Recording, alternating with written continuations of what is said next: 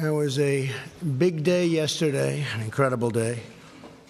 And last night, the Republican Party defied history to expand our Senate majority while significantly beating expectations in the House for the midterm and midterm year.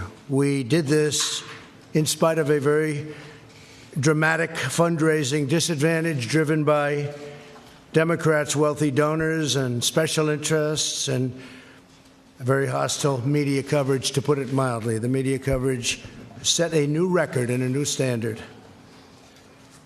We also had a staggering number of House retirements, so it's a little tough. These are seats that could have been held pretty easily, and we had newcomers going in, and a lot of them worked very hard, but it's very difficult when you have that many retirements.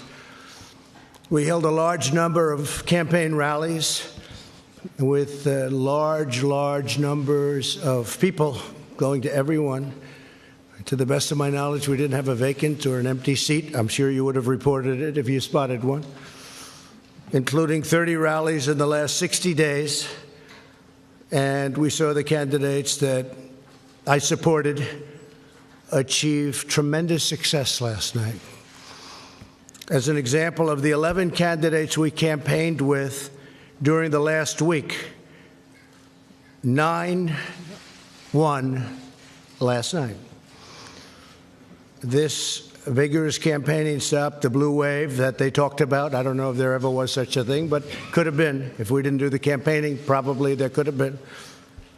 And the history really will see what a good job we did in the final couple of weeks in terms of getting some tremendous people over the finish line. They really are tremendous people, but many of them were not known, but they will be known. This election marks the largest Senate gains for a president's party in a first midterm election since at least President Kennedy's in 1962. There have been only 4 midterm elections since 1934 in which a president's party has gained even a single Senate seat. As of now, we picked up, it looks like 3, could be 4, perhaps it could be 2, but we picked up a lot. And most likely the number will be 3. You people probably know that better than I do at this point because you've looked at the more recent numbers. 55 is the largest number of Republican senators in the last 100 years. In the last 80 years, a sitting president's party has only gained a cumulative total of 8 Senate seats, averaging 1 per decade. So if we picked up 2, 3, or 4, that's a big percentage of that number. So in the last 80 years, you think of that, only 8 seats. In President Obama's first midterm election, he lost 6 Senate seats, including in the deep blue state of Massachusetts.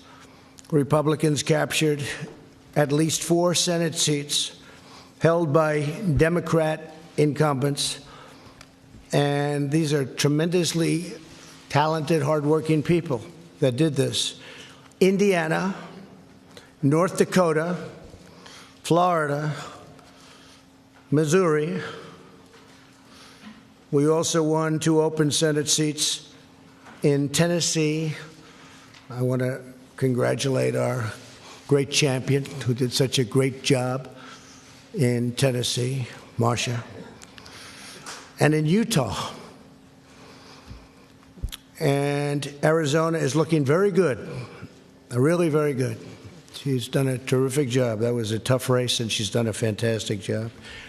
In each of these open seats, Democrats recruited very strong candidates with substantial fundraising and media support. We were getting bombarded with money on the other side. In the House, Republicans dramatically outperformed historical precedents and overcame a historic number of retirements, the most House Republican retirements in 88 years. 43 House Republicans retired.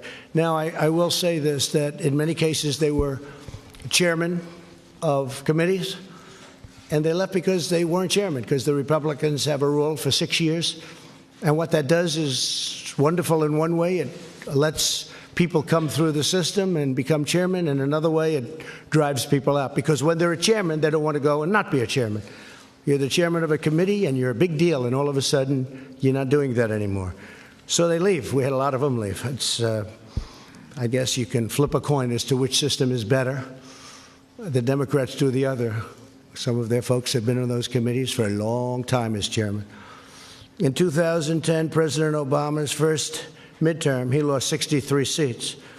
By contrast, as of the most current count, looks like around 27 House seats or something, and we'll figure that out pretty soon. We also had a slew of historic wins in the governor's races. The governor's races were incredible, against very well-funded, talented, and skilled Democrat candidates and people that worked very, very hard, respectfully, for those candidates, like Oprah Winfrey, who I like. I don't know if she likes me anymore, but that's okay. She used to. But she worked very hard in Georgia, very, very hard. And if you look at them, with 4 governor's races crucial to 2020 and the presidential race: Florida, Iowa, Ohio, and Georgia, the big ones. Florida, Iowa, Ohio, and Georgia. Can't get much more important than that. They were incredible. They were actually incredible campaigns, too. Incredible.